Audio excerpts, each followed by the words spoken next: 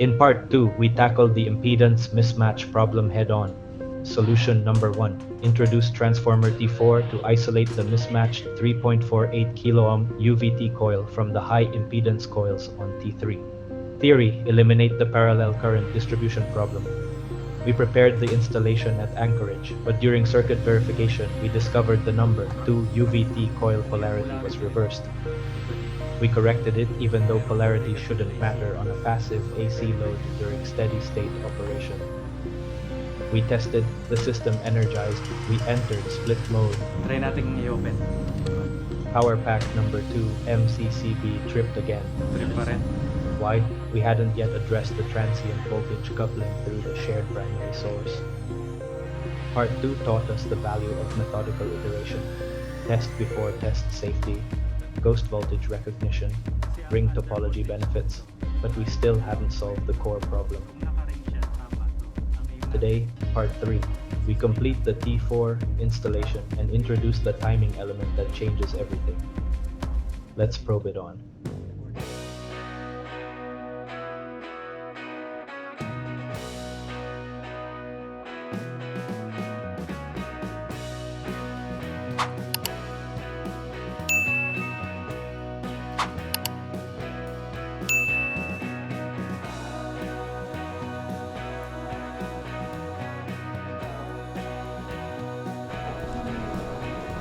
I saw the name immediately. I knew this is the guy. Again.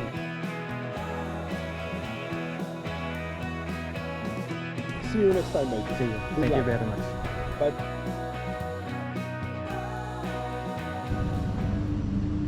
May extension tayo. Connect natin sa separate na supply. Maglalatag tayo doon to 20 papunta dito. To verify our theory, we will supply an independent 220-volt source isolated from fuses F11 and F12. Instead, the number 2 UVT coil will be powered from a separate power socket.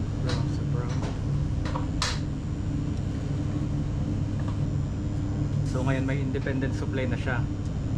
Nahiwalay dun sa original na F11, F12.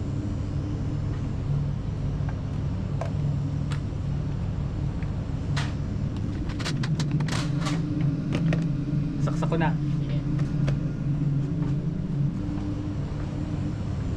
Dapat close na yan. Balik ko yung fuse.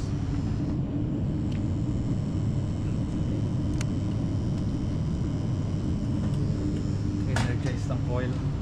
Reset na? Sige, reset. Sige. Pwede natin i-simulate ulit.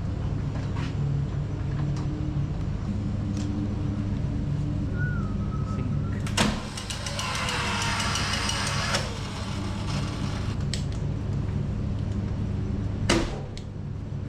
Wala. So, Hindi nag-trip. Hindi nag-trip. May sarili na siya supply na to 20. Independent siya. kung saan ka magtatap na Oo. ngayon. Hanap tayo, tapos dadaan pa rin siya ng K30. Yan ang lang naman ang mahalaga eh. Kasi yung momentary na load ng Q3, Q5, mataas yung ohmic value niya. Hindi siya apektado, which is kaparehas siya ng coil ng lumang Q4. Pero dahil bago na, Hindi naman pwedeng lagi nakadiretso yan sa mga outlet ng na ganyan, di ba? kaya maghahanap tayo ng Dapat daan pa rin siya ng protection. Oo. protection ng Wala siyang safety. busbar voltage saka shaft generator voltage 4.8. Hanap tayo upstream, dito siya galing. So pwede tayong kumuha dito 11, 12 to 20 rin to. Anong tawag dun sa part na sinusupply natin? Ito under voltage strip. Under voltage strip yan. Pag nawala ng supply itong shaft generator busbar saka main busbar, Dilip ko siya. trip siya. Under voltage strip. Pangalawang magti-trip sa kanya si K30, yung preferential trip. Pag nag-overload ang running generator, yun ang unang-unang iti-trip niya.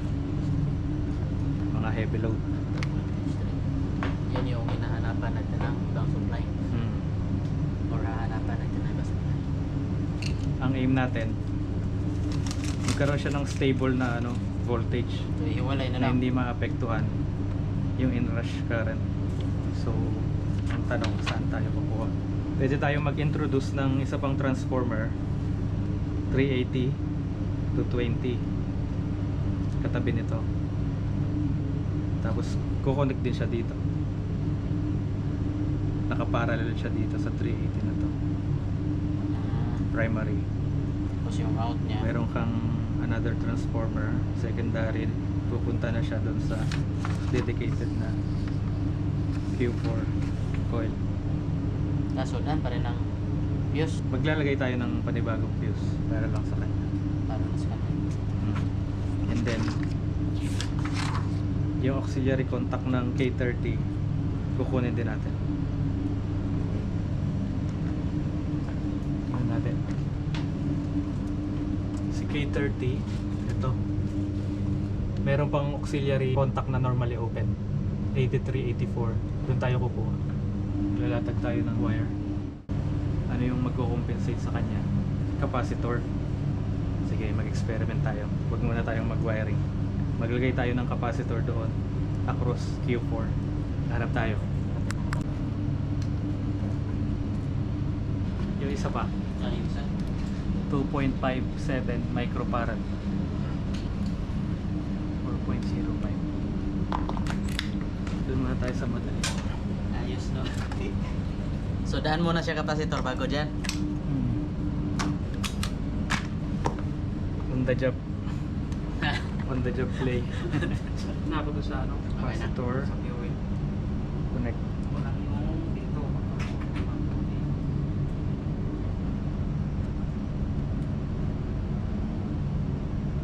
Verify.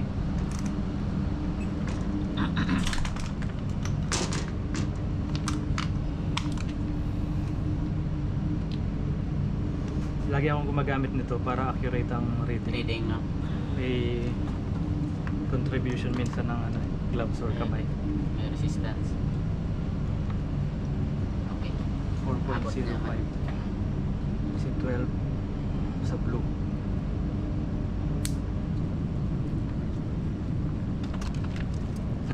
Nakakaba. Matitest natin yan. Split ulit. Monitoring. Bilis ng oras. Ayan, 244, 243. Sige. Targa. Hmm. Okay. Sige. Ayan ba? Yung ano ko yung fuse?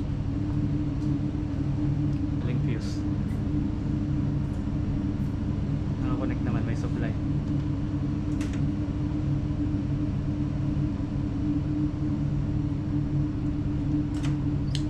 Yung ay nag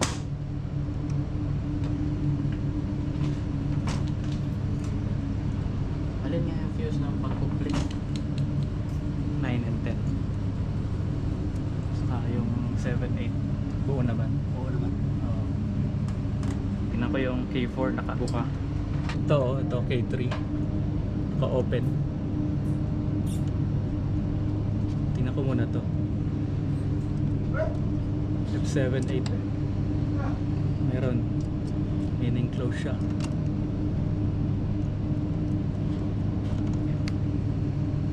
Si K2 engaged. Si K3 Meron. wala. K3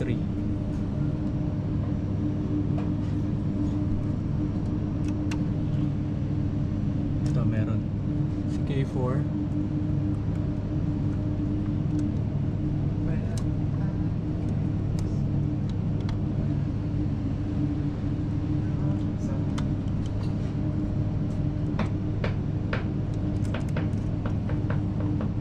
masyadong malalim.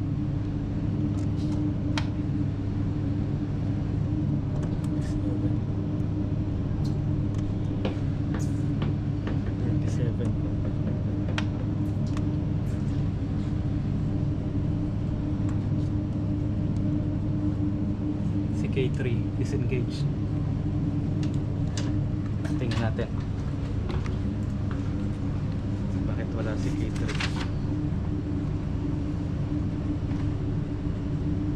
Si K2 naka-open.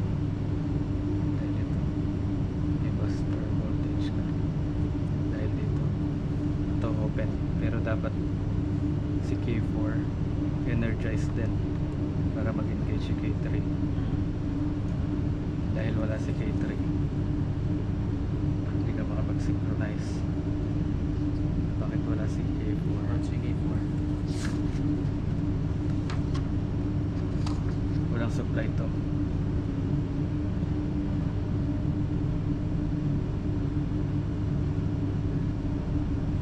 Dito sa dalawang.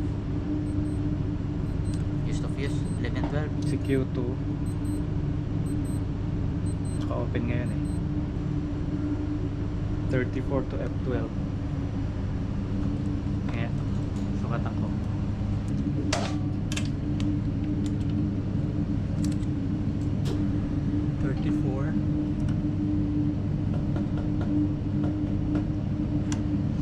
Sige daw, paki-close.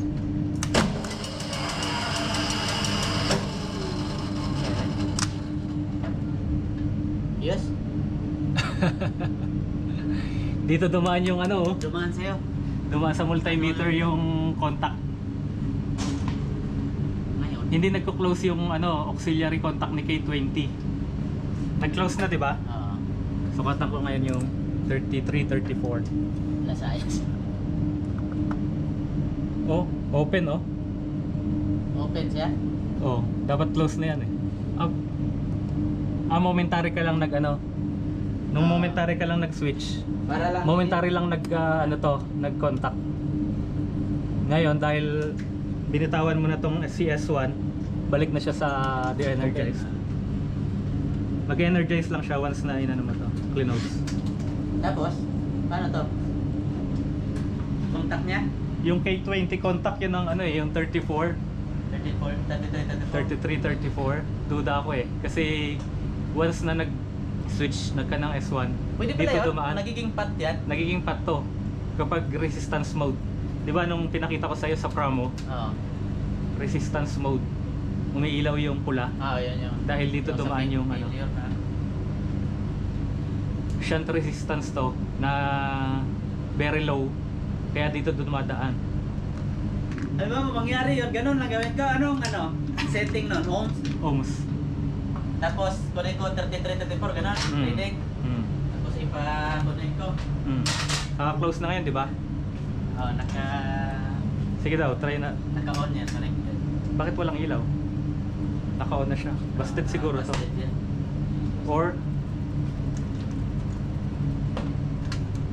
Or yung contact ni K20 para dito. Mga gumalaw. Naka-open din.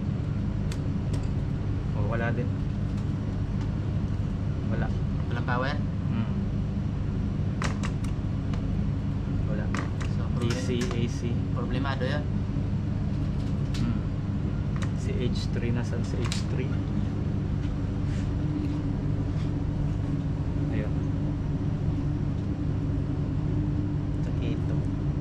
Q2. Kyoto. Dapat na gano'n na to. Si Q2 ay shaft. Kasi nakatap din siya din dito. So, ito yung problema. Ay, hindi pala yung contact. Kasi di ma-energize. Na-energize man to. So, mag-close to. Nasaan si Q2? Ito si Q2. Shaft. Hindi. Coupling. Nasaan si Q2? Ito. Dito na siya sa auxiliary contact na siya dahil close na to. Dito na siya kumukuha ng supply. Ito dapat si K4 energized na din dapat.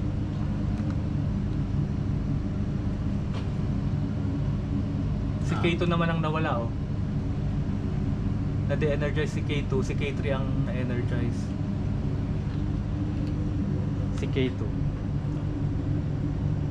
Para dito. Ay, meron naman 3 eh. Walang problema. Dito na ngayon nag-ano. Baka switching sila. Ngayon, shop gen na.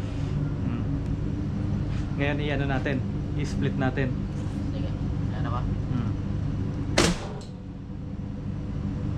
Nag-trip na. Trip lahat. Kasi mauna dito, energize mo na ito. Kakasok mo, kukulik ka mo na ito. Supply sa main. May supply naman. Kaso na ito yung board. Tapos malaki na siya makukulik. May energize ka. Nangyari like? Short ko to ah.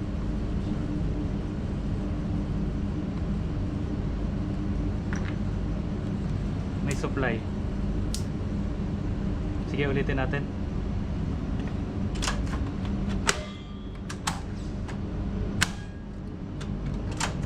Tinanggal ko yung capacitor dahil naka-off siya. Walang supply si F9, F10. Gawin uli natin yung ginawa natin kanina.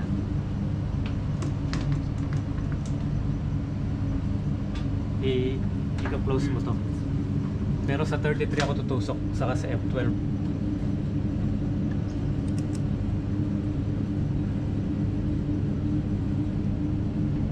Tama ba F12?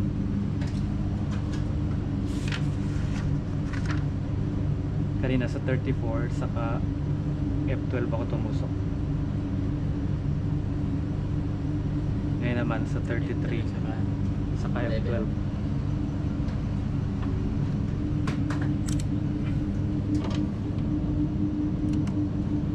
Sige daw.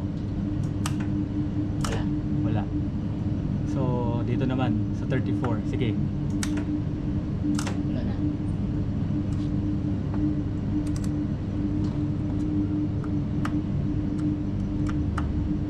Sige daw. Ayaw din.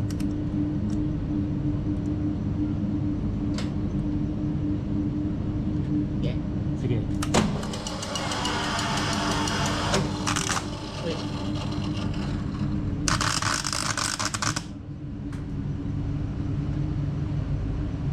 Parang may contact siya. Ayun, nag-ano na siya. Na-energize na lahat. K2, K3, K4. Okay na yan. Ano nangyari? Okay pala yun? Pag nangyari ang ganyan. Na-reset. Okay pala yun? Wala electric lang. Nagano'n ako eh. Pa-off. Yung kamay, kung ako naka-off, pa-off, pa-stop ako eh. Ganito na puman eh. Hindi, wala mang kabante. Like, kabante lang ako. O yan, umilaw na. So ito, tinanggal ko na yung capacitor. Ayan. I-test uli natin. Bitaw. Oo, ibibitaw. Siya lang talaga. Try uli natin i-synchronize. Bante. Kita. Yun lang importante. Bahala yung mag-reset tayo dyan. Basta mag-synchronize lang. Sa ligit-ligit lang naman mag-ganon eh. Di ba? Teka lang ah. Oo, sige lang. Balik uli. Kaya kapasito? Cheap ko yan. Cheap. Nag-i-spark siya oh.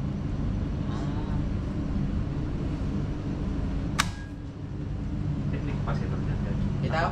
Oh, sige, bitaw. Parang may energy. Kailangan talagang may ano siya, may sariling supply. Yun ang gagawin natin ng mamaya. Hindi pwede yung capacitor. Ilan ba naman ang capacitor niya? 4.5 lang gamit yan. 4 na lang nga. Microfarad. Sige, ano to. Oo, sir. Ayan, nag-spark ko. Nakita mo. Pakuryente. May stored siya. Sinord. Stored. Sige, i-close natin ulit. Para ma-verify kung gumagana talaga. Synchronize?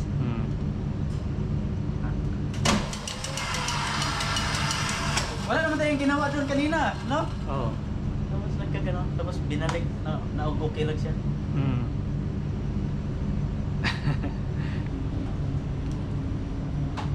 Gagamit tayo ng transformer. Here's how we installed solution number 1. Kaya mo maglatag ng wire mula panel 4, hindi sa harap, panel 4 hanggang panel 6. A new protection circuit breaker connected to the transformer with cabling routed to the preferential tripping K30 relay. Yun.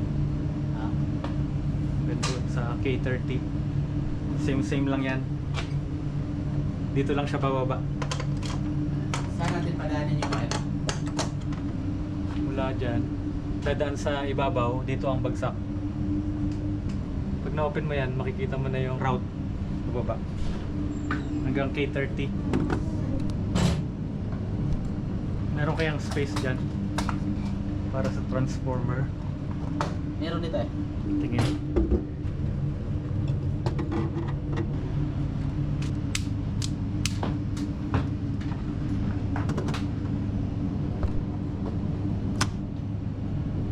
Yan, nandito na. Yan na. Parang may maluwag ah. Alin? Oh, pag ginagalaw ko to. Oh. Oh. Yung naloob na wire. Oh.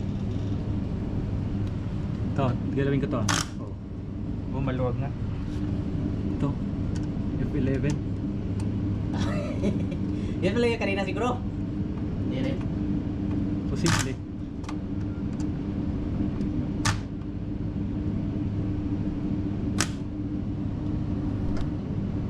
Yan, may split na. Guard. Ay, nakakonect pa to. Kailangan mo nakaka-connect, no? Yan na.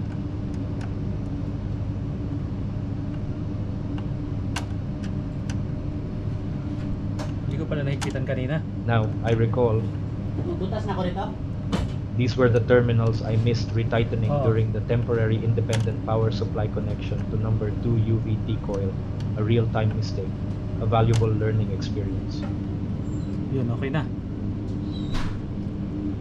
May maluwag lang. May maluwag dito kanina sa F11, F12 load side. Yun pala yung mystery kanina, yung loose connection. Order tayo ng mas mababang breaker. Ang pinakamababa lang ngayon 10.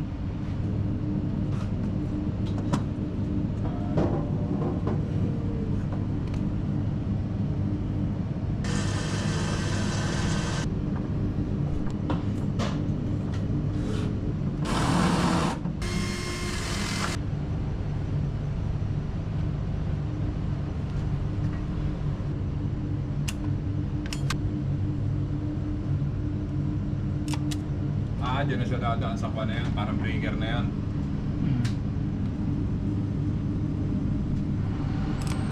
Pag ready na. Dito ang top. 400.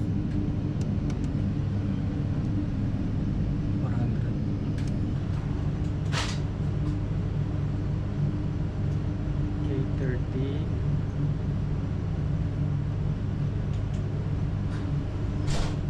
$230, 400.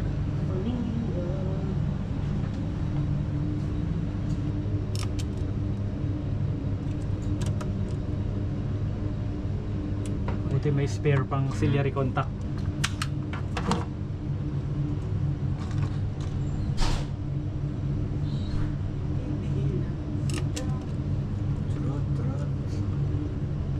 Ang jumper tayo dito, series. Ay, click natin ulit yung confirm. Lalabas yun. Yan. Na-register na tayo. Yan na. Wait.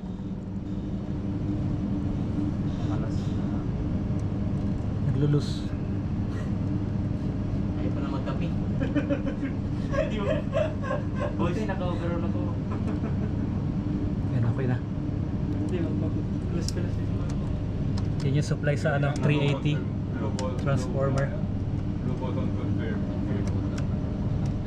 After Okay na.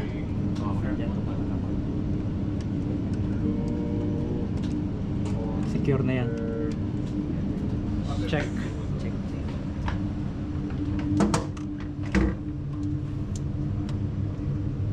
Primary 400, Tulan nila tayo ng ano? secondary 230. So dapat meron akong supply dito 230.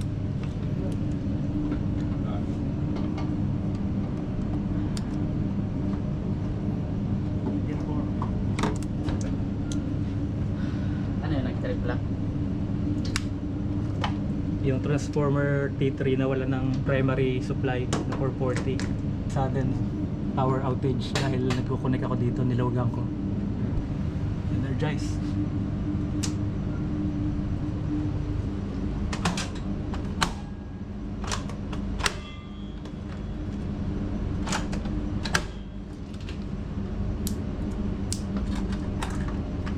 Moment of truth. Test ulit.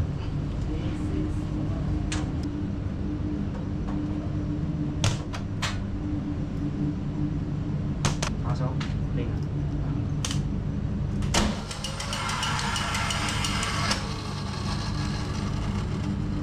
Wait lang muna tayo konti. Nakaalaman na. Sige. Sige. Alas. Uy, kanina wala yun ah. Alin? Trip pa rin. Tingnan natin yung breaker. Makawa po.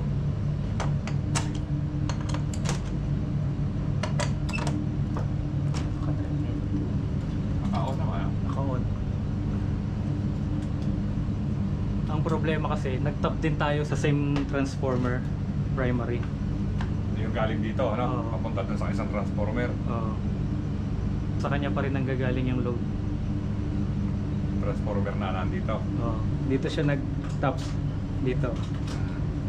So kung magkaroon ng transient inrush current, yung mga supply na galing dito, siya pa rin yung nagbibigay doon.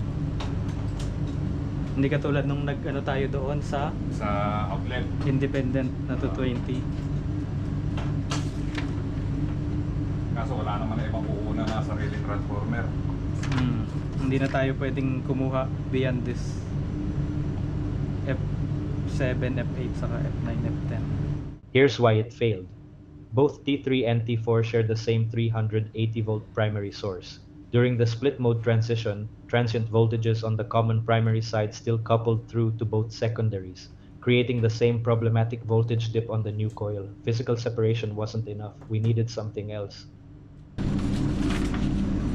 Today we proceed with the next solution, the temporal domain, which we call time jutsu. We have made this plan, an independent transformer separate from T3, and we called it T4, but it's still tripping. So the solution is to have an interval time to prevent this from happening. So the solution is a timer. We will have a timer here. Our plan now, we will have an off delay timer here. So at the moment the bus tie breaker is opened, we will introduce an off delay timer here.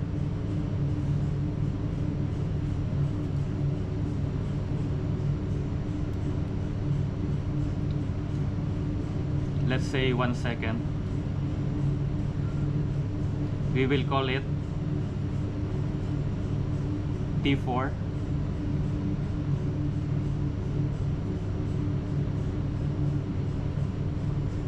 We will delay the opening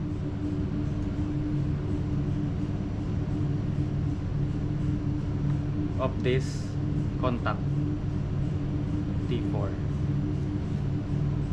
We will call it 15 and 18. This will be applied to main bus bar voltage coil K2. So if we analyze again, Once the Q2 bus tiebreaker is open, this will be de-energized, but you will delay the energization or delay the operation to de-energize this T4, and this will be retained for 1 second, this coil.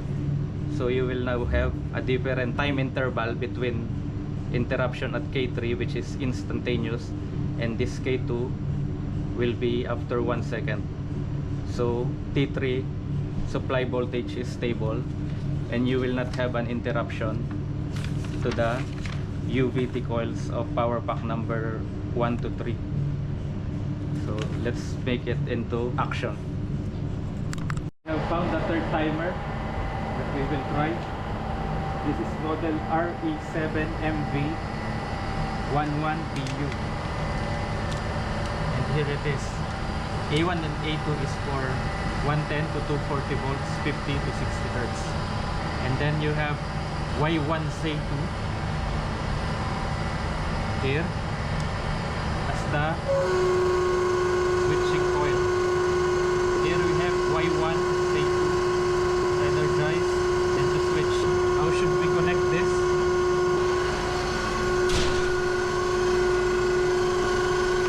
Nakakita ko ng pangatlong timer. Complicated siya pero magagamit natin.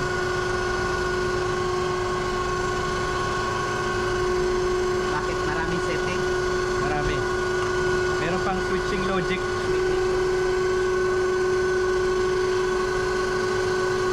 Momentary, we will try switching. Switching. 1 second. Maybe we can reboot to 10% of 1 second. And then time to delay is 1.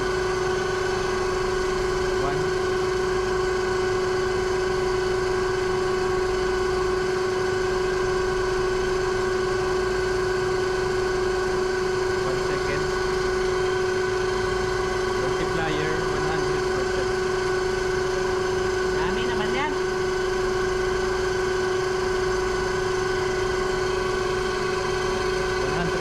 times 1 second. DR.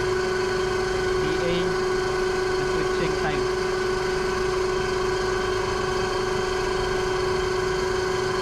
Paano mo ito ano set? Dyan ka lang man. Para malaman. For the contact 15 and 18.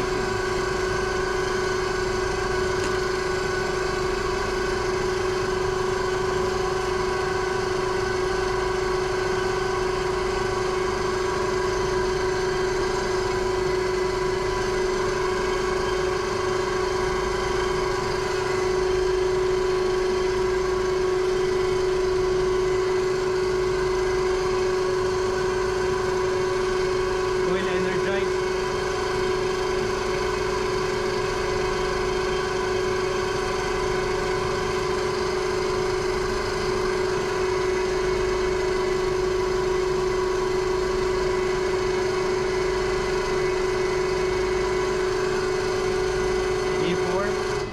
K4 energized,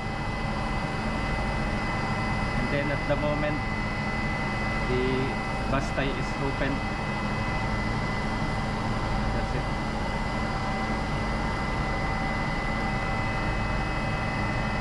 This is bus tie closed. K4 energized. Bus tie open. Delay 1 second. That's it.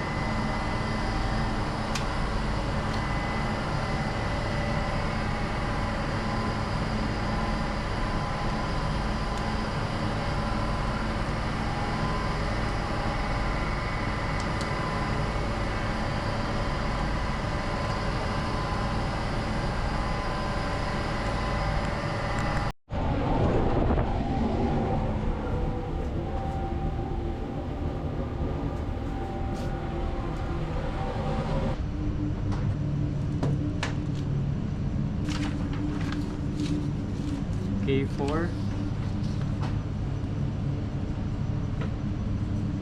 should be de-energized by now. Naka-energize ang K4 ngayon, no? Dapat di-energize. Oo, naka-energize. Tingnan natin. Verify natin.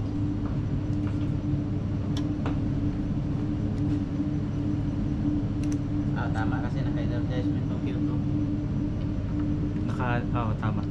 Awan man to. Dahil naka-switch. Switch on ang bastay. Naka-on to.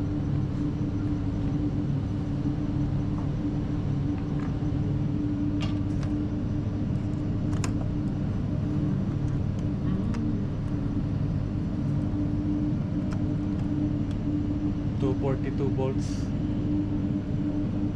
Correct. Alright. Should be energized. Now we will put it here.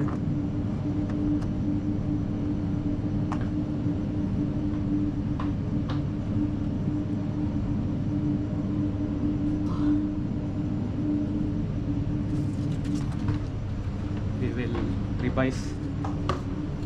We will retain K4.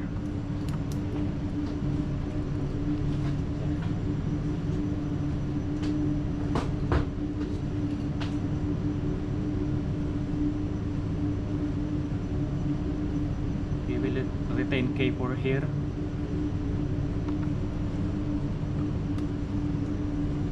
And we will use this as the Y1 and SAE2 switching logic.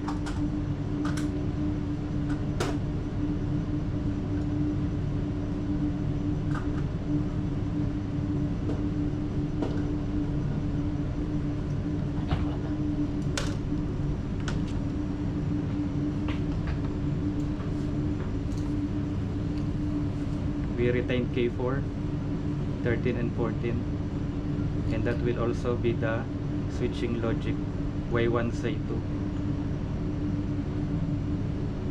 of T4.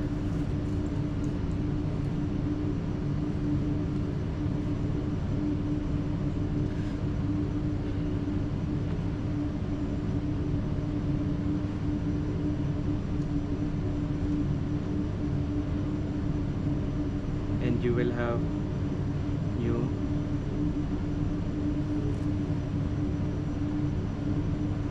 T4 here,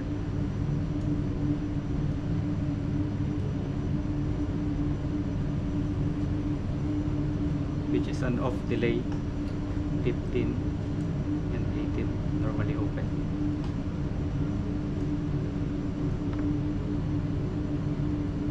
For 1 second.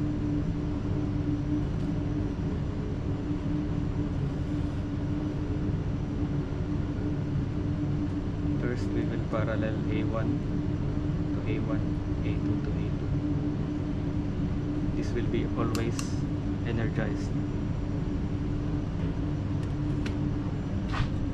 Let's prove it on. Let's probe it on. Out eh. Hindi, baka kagaya nung dati yan, pagka hindi tumatakbo yung shop, hindi magano eh. Di ba nung nakaraan, pag hindi tumatakbo yung shop, ayaw.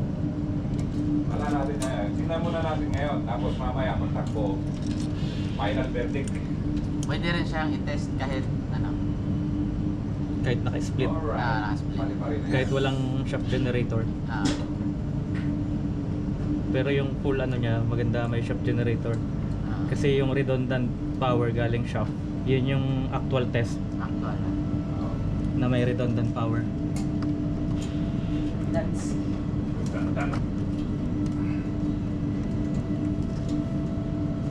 I-isolate muna natin yung mga kailangan isolate.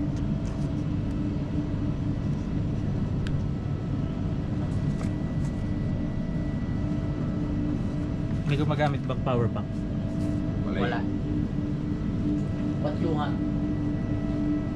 Disconnect. Hindi energize ko na tong secondary ng transformer para hindi magkaroon ng sudden switching dito. Kasi pag niluwagan ko to, ano yan, abrupt de-energization.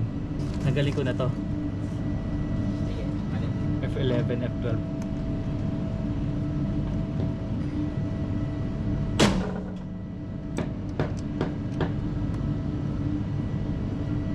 K2.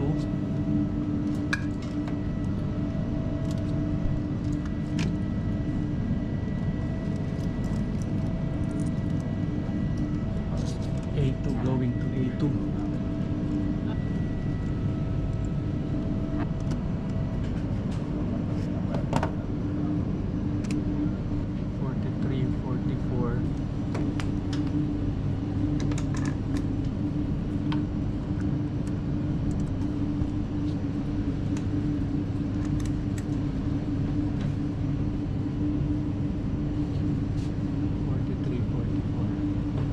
Yung ano dati na nahuli na eh, nilalagyan ng tape.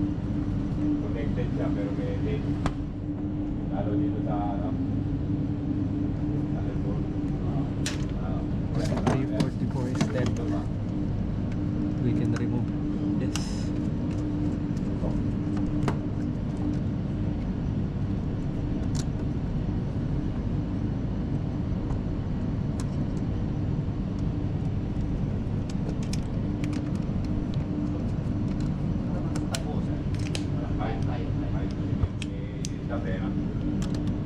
Tap.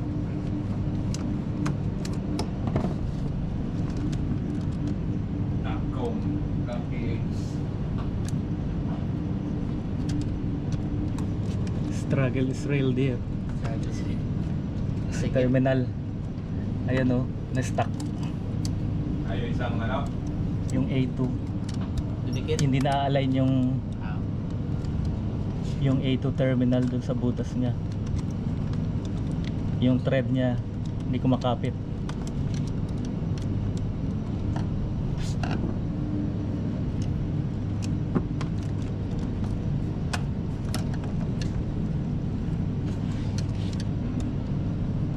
Ayun, okay na.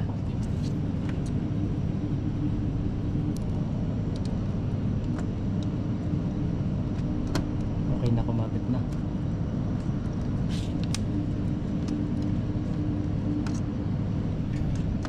Kaya natin ibalik.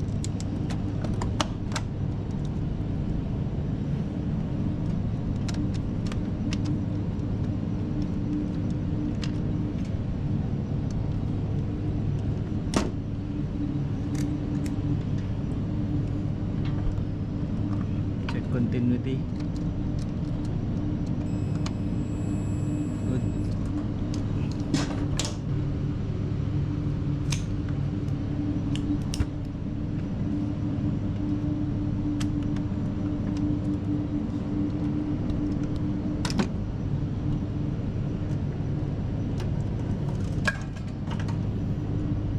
A1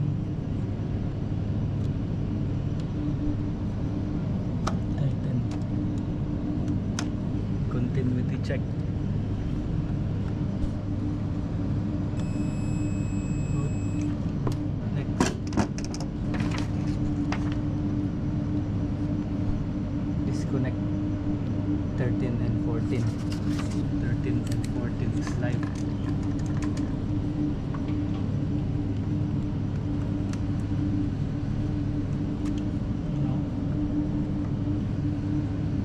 Line to ground.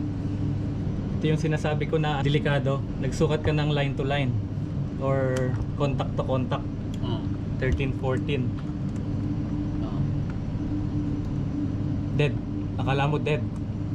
Base sa multimeter. Kasi ang reference mo Contact to contact na lang. contact to contact. Pero kung 13 to ground, meron kang 231. Meaning, ang line to line yan 380 volt. Ang contact to ground, meron kang 231. Hindi mo akalain na dead siya or live dahil wala kang nakukuha Oo nga, no? Mayroon na akong nakita ng 380. So yan yung importante sa safety, line to ground. Line to ground. 231, meaning 380 ang laman yan. Ang potential niya, potential difference. Pero bakit open naman yung contactor na K4, de-energized K4? So itong 13 and 14 is 13 and 14 is open. Pero bakit nangyari yon? Dahil yung si K3, Meron dito. which is de-energized, K3 is de-energized, close to. So wala kang nakukuhang Difference. potential difference dito dahil close to eh. Tama. I-verify natin 21, 22 21, 22. NC contact ni K3 dahil de-energized si Tapos? K3. Ayan Ngayon, kung readingan mo yan, 21, 22. 21, 22 ng K3. K3. Saan si 21? Eto 21, 22 close siya. Close siya. So that means dito kay K4 close din siya. Eto. Dito ako nagsukat pero dahil close to, in parallel close din. But may potential siya na 380. Kaya na-verify natin gamit ito. Diba? Oh, yan. Ay. Voltage 231.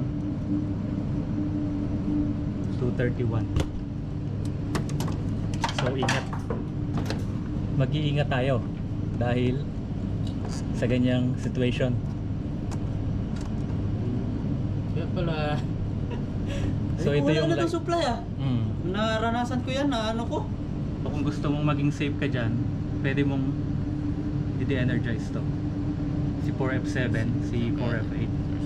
So ano yung consequence kapag tinanggal mo si main bus bar voltage supply? Mawawala ng power to totally. Ano ang consequence kapag nawala ng power siya totally?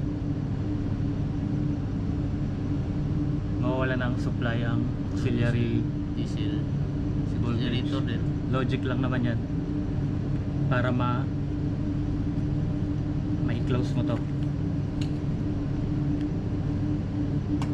So pwede nating tanggalin. Wala na tayo supply dito sa F1, F2 eh. Dito wala na supply eh. Wala na. So anytime pwede na tayo magtanggal dito. 4F7, 4F8 pwede na nating tanggalin.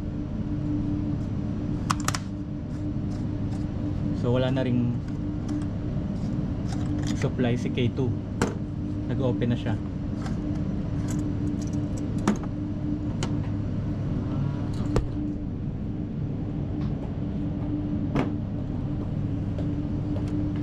That means pwede na tayong gumalaw dito. Dahil dead na siya. Ayan, 4.3 na lang. Talaga magpapisa.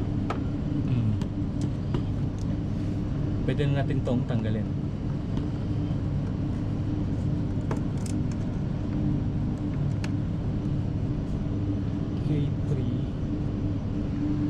K321 should be connected now to 15.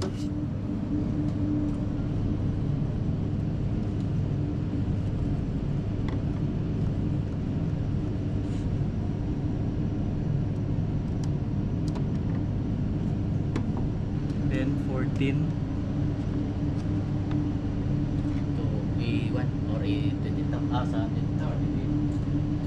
14 disconnected and 22 should be connected now to 18.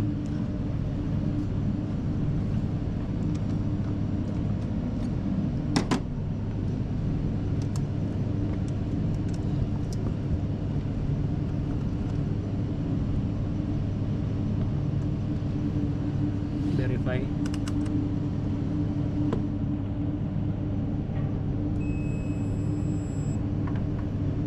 You should be going to K322. Correct. Now should be connected to 18.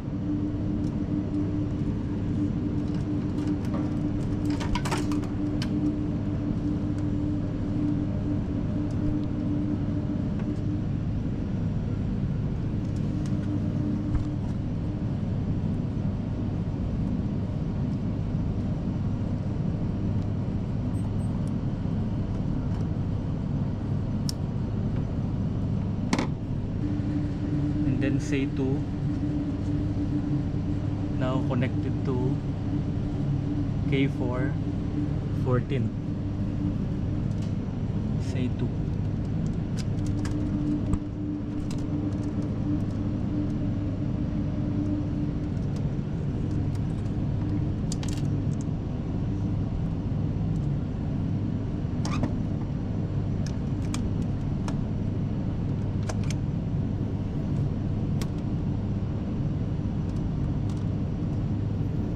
Say 2.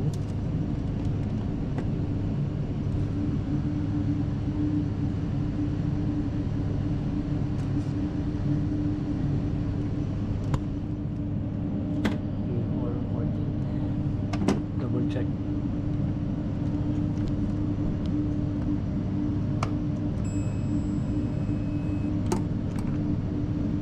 Y1.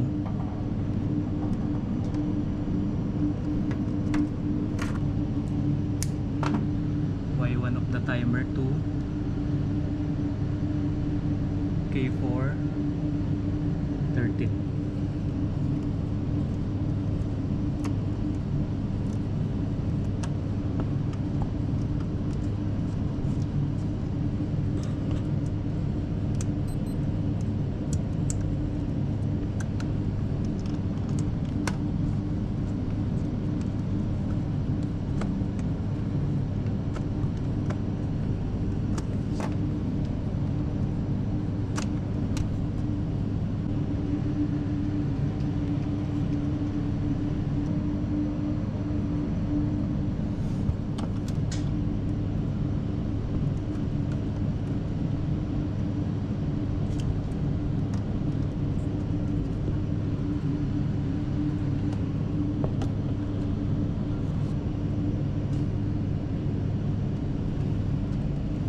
This wire has no more purpose.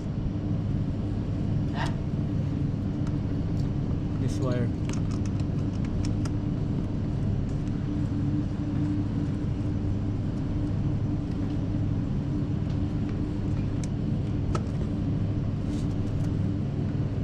No more purpose.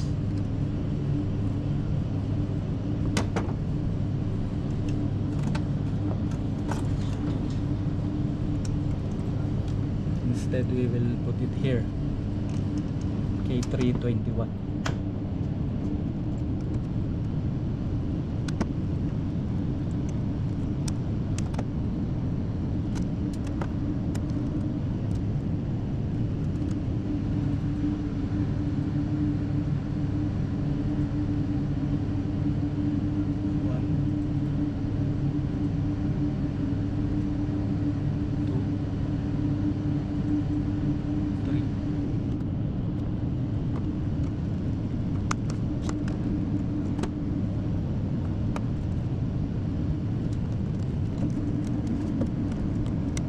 Palitan natin to.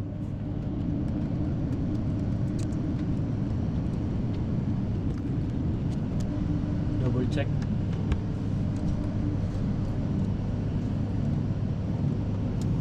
A1 to A1. K2 A2 to A2. Okay. Ano yun sa timer? Sa nasa K4? Timer T4 to K4. Ito. Tsaka dito.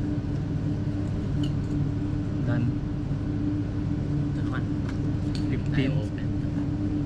15 to 4F7. 15 4F7 18. 18 to K2 A1. Oh, pwede rin. Ah, dito pala. 18 K2 A1. K2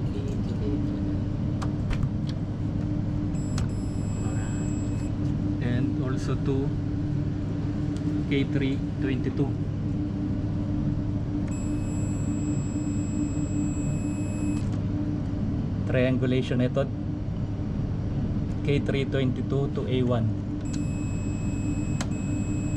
Triangulation. If this is connected, then this should be connected. If this is connected, then this should be connected.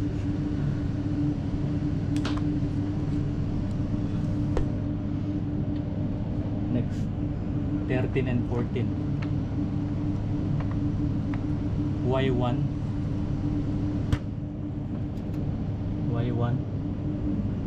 to 13.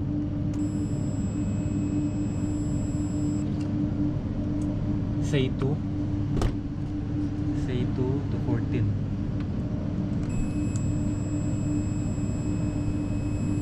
Good. Y1 to 13. This should be open. Good. 13, 14 open. K3, K4, K3, 21, 22. Dito, normally close. Normally close. Good. K4, 13 and 14 done. K3, 21, 22 done.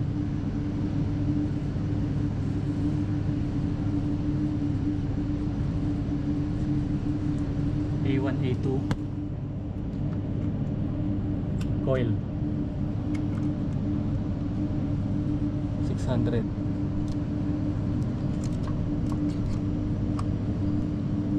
A1, A2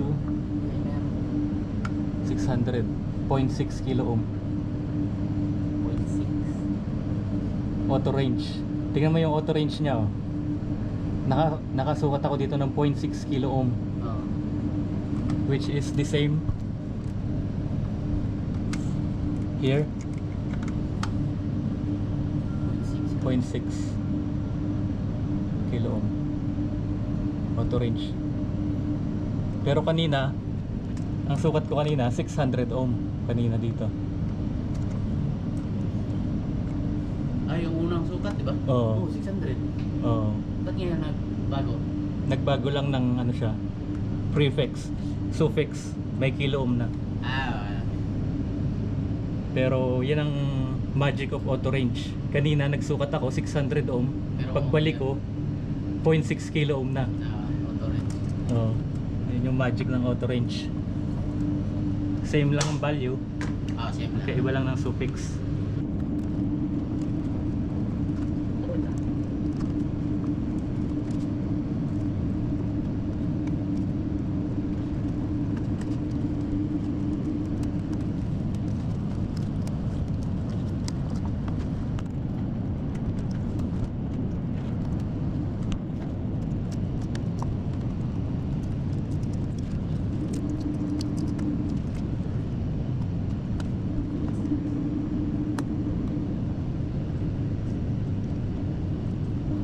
Cable management, lagyan natin ng tali.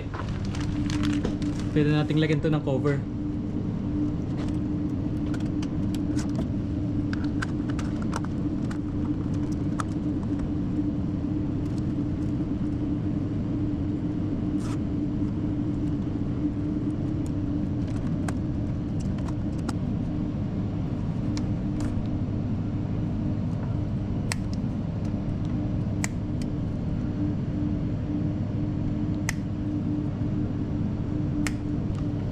Ready? Ayan na.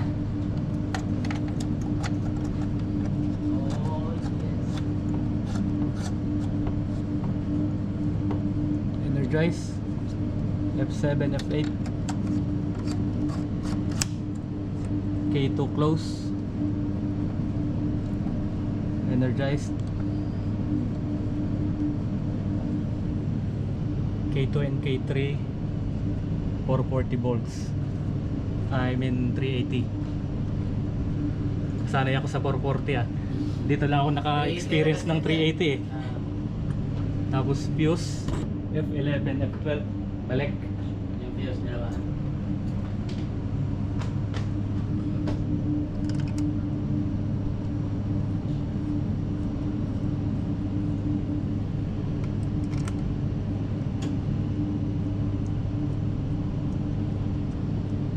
heard the noise. Tick. Now we have supply to the UVT. Test. Yes. Boleh ba?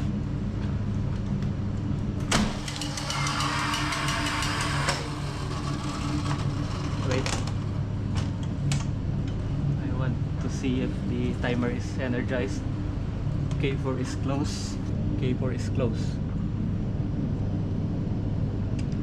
So we have supply here. We should have 220 here across. Ano ba nila? Para basta 241. Ano na to ah. Ipunin na natin. We cannot arrange a return of the area which is We have 241, 242 to the timer A1, A2. So what will happen if we open the bus tiebreaker? Analyze. Now we have K4 energized when the bus tiebreaker is closed. In this ship it is called couple switch. T4 coil is energized as well.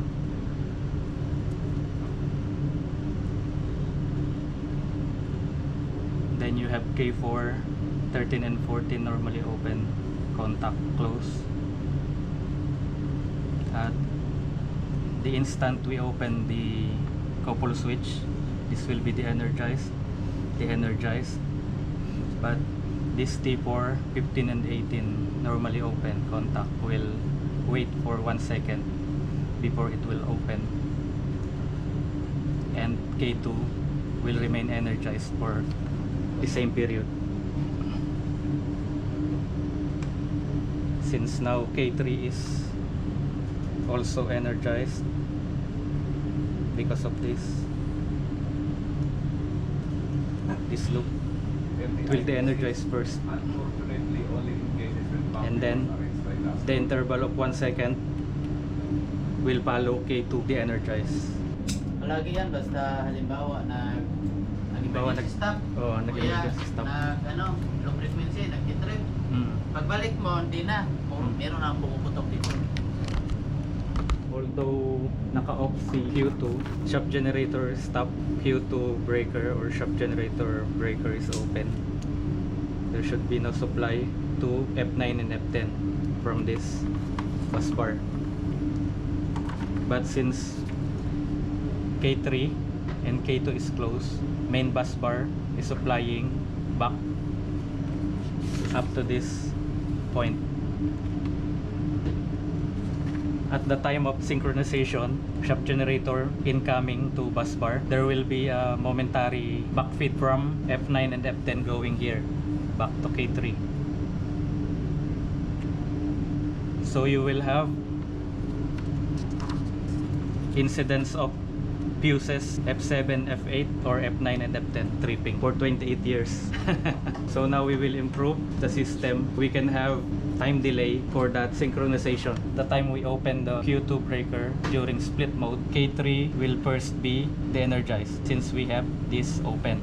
K3 will be open for 1 second because K2 will delay to close because of this 1 second delay. K3 de-energized for 1 second. This will close after 1 second. Okay, moment of truth. Sige, open.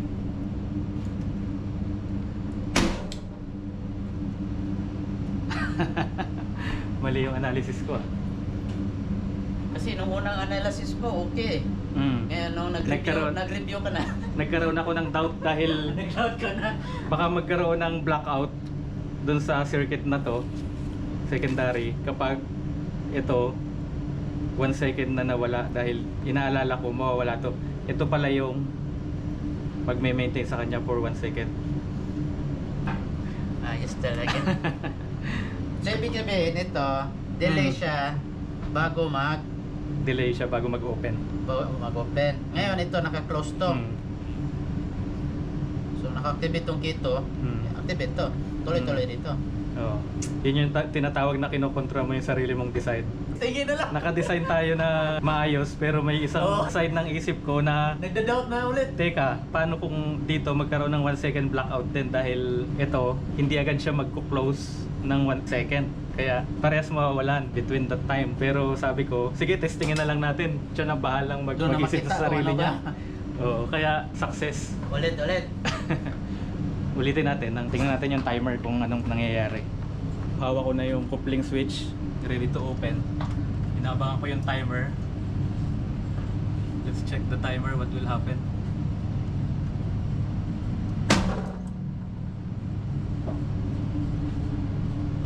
Abot na yung 1 second. Umabot siya, Abot yan. nawala lang yung power. Yung contact lang. Hindi na natin trip. Tingnan natin sa Hindi na nag-trip. Ngayon, gusto kong ulitin yung test na nakatusok ako sa 15 and 18 terminal. Paki-close yung bus tie. Una ba?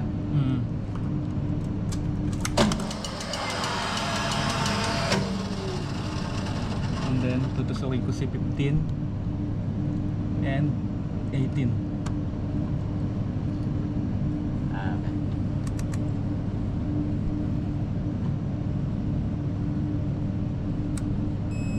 Pwedeng paki-open. Okay natin. Okay. Open.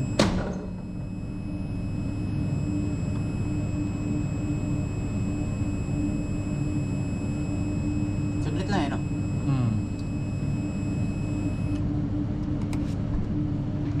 Anong nangyayari? Mini-maintain niyang naka-close si K3. Yun ang observation natin, nawawala yung supply voltage sa coil ni T4. So instead na dyan siya kukuha, didiretso siya kay F11. Anytime magkaroon ng interruption dito, always energize si coil. Ayun, no? Ang magkakaroon lang ng difference ito saka si Y1 sa A2. Pwede natin i-improve yun. Ililipat natin to si A1 direct to F11. Hindi na siya didepende kay Q2 21-24 normally open. Isang wire lang naman Kukunin ko lang to, dali ko doon. Naka-de-energize siya ngayon dahil open to. Pwede ko siyang i-open ang walang interruption dito. Hindi ma-interrupt, walang power. May improve lang kami, isang point lang ililipat bago tayo mag-test. Pero yan yung magiging big difference. Kasi pag nilipat ko, may doubt ako na magkaroon ng interruption. Split second interruption ulit. Katulad nung nangyayari nung dati. Pwedeng paki-open muna yung bus type. Kunin ko si A1.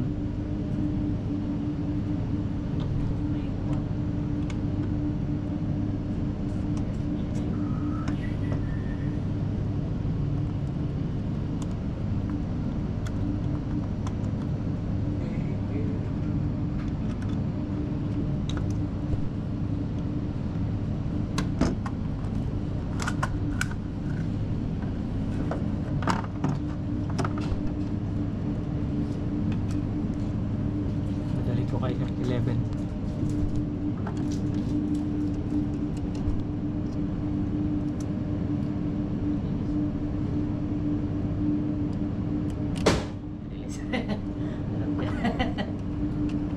Yung dalawa agad, ano?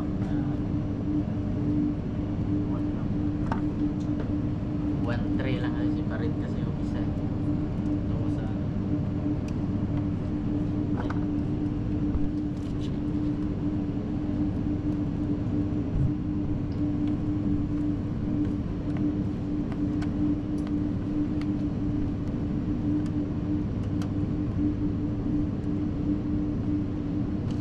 Nakuha nyo na yung ano? May supply na to, pwede na i-close. Oh, may sarili tong ano, Oo, may sarili kasi yan. transformer na. Hindi na siya affected nung T3 transformer. Sa T4 na siya. Sige, close.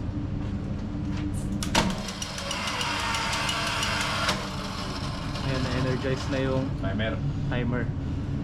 Independent na yung coil niya dun sa pag-open yan. Sige, try ulit natin.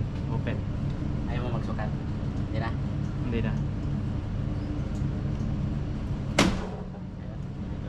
Ah, 1 second. 1 second yun.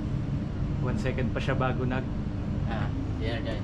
nag-energize. At ang magandang balita, Wala. Under naman din siya, late. Now we are preparing the main engine and running the shaft Hirapan niya. generator while the auxiliary engines are already running to test our solution with all systems in operation.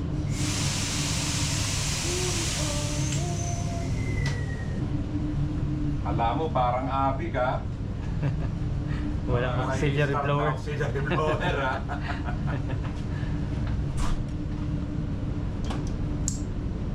Pwede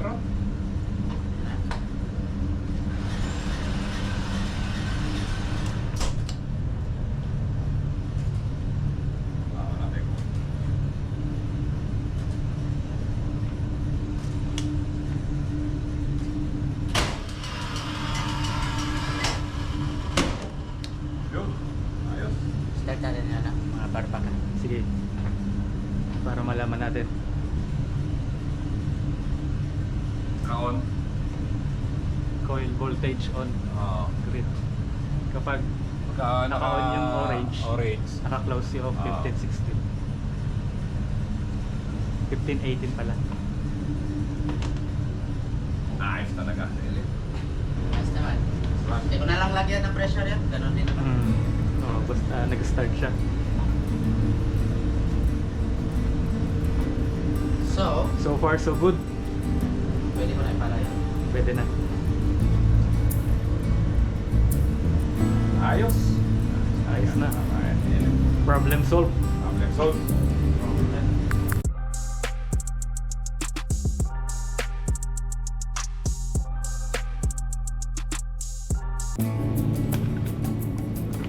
Below. After the probe, we revised the circuit diagram for the ship's records. Revising the drawing.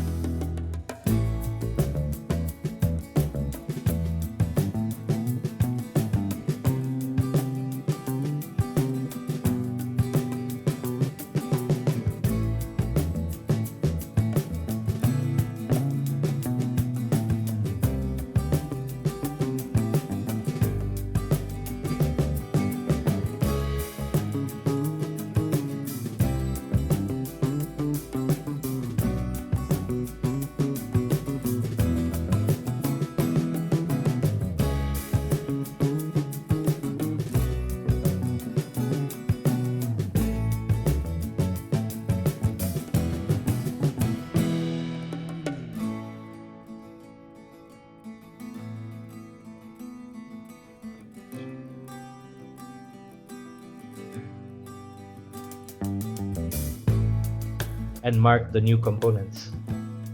F14 fuse protection for the space separation of number 2 UVT and K48 off delay timer for the time separation. Together we can call it space time jutsu.